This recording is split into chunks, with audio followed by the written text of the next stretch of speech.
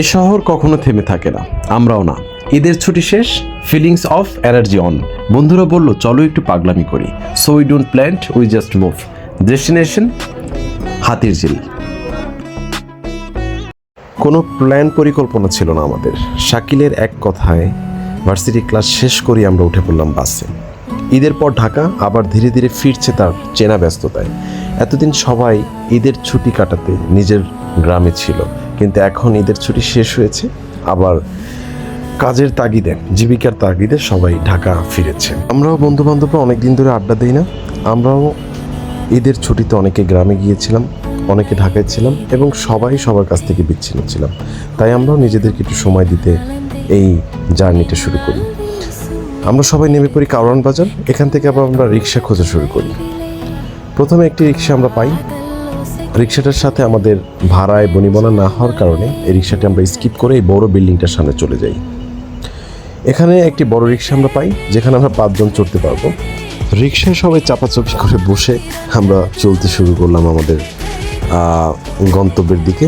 আমরা যাচ্ছি হাতিরঝিলে। কিছুক্ষণের মধ্যেই আমরা পৌঁছে গেলাম এবং রিক্সা থেকে নেমে হাঁটতে শুরু করলাম। ভেতরে ঢুকতেই বুঝলাম আজকের জায়গাটা একটু অন্যরকম।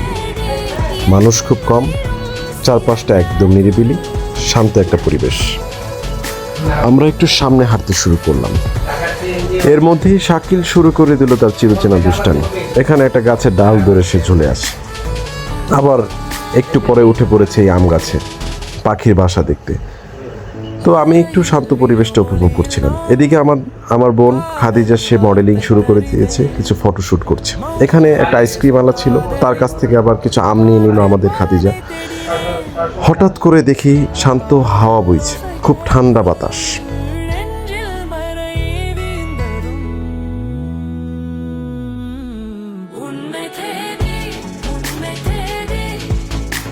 তারপর আমরা চলে এলাম আমার সবচেয়ে পছন্দের জায়গায়, সেটা হচ্ছে এই ব্রিজটা। এর পরপরই শুরু হলো গুড়ি গুড়ি বৃষ্টি। আমাদের হাঁটার গতি আমরা একটু বাড়িয়ে দিলাম। বৃষ্টির মতোই এই জায়গাটাও, এই সময়টাও ছিল হালকা সুন্দর আর মনে রাখার মতো। একটা সত্যি কথা, জীবন শুধু ক্লাস আর বইয়ের মধ্যে সীমাবদ্ধ না। বন্ধুদের সাথে সময় কাটানো, এভাবে ঘুরে বেড়ানো, এগুলোও জীবনের গুরুত্বপূর্ণ একটি অংশ বলে আমার মনে হয়। তাই সুযোগ পেলেই আমি বের হয়ে পড়ি আমার বন্ধুদের সাথে। জীবনটা অনেক ছোট, সৃষ্টিকর্তা এত সুন্দর পৃথিবীতে আমাদেরকে পাঠিয়েছেন। আমাদের উচিত প্রতিটা সময়কে উপভোগ করা, কিছু না কিছু শেখা। ভার্সিটির জীবন শুধু পড়াশোনার মাঝেই সীমাবদ্ধ রাখতে চাই না, পড়াশোনার পাশাপাশি আরও অনেক কিছু শিখতে চাই। ভ্রমণ, ঘোরাঘুরি, এই আনন্দের মাঝেই লুকিয়ে আছে অনেক শিক্ষা। হাতিরঝিলের মতো এত সুন্দর একটি জায়গায় বন্ধুদের সাথে সময় কাটাতে পেরে আমি অনেক আনন্দিত। আপনাদের সবার প্রতি ও আমার বন্ধুদের প্রতি আমি কৃতজ্ঞতা প্রকাশ করে আজকের মতো বিদায় নিতে চাচ্ছি।